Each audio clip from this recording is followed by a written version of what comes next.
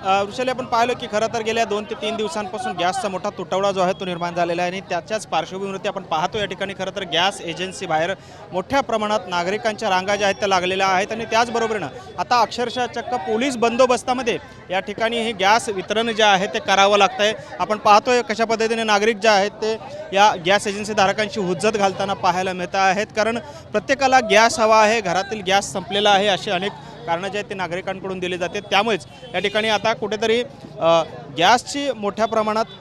तुटवडा जो आहे तो निर्माण झालेला आहे आणि त्याच पार्श्वभूमीवरती पोलीस बंदोबस्त लावत या ठिकाणी ह्या गॅसचं वितरण करण्याची वेळ आता या गॅस वितरकांवर आलेली आपल्याला पाहायला मिळते। खरं तर आपण पाहिलं तर नागरिकांच्या जवळपास अर्धा किलोमीटरपर्यंत रांगा ज्या आहेत त्या लागल्याचं चित्र आपल्याला पाहायला मिळतं आहे आणि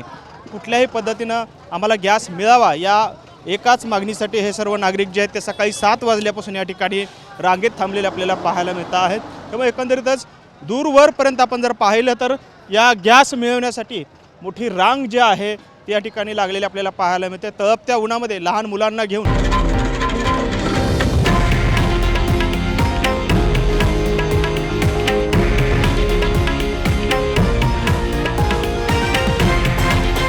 हे आहे देशातील नंबर 1 न्यूज नेटवर्क आणि आपण पाहत आहात TV9 मराठी,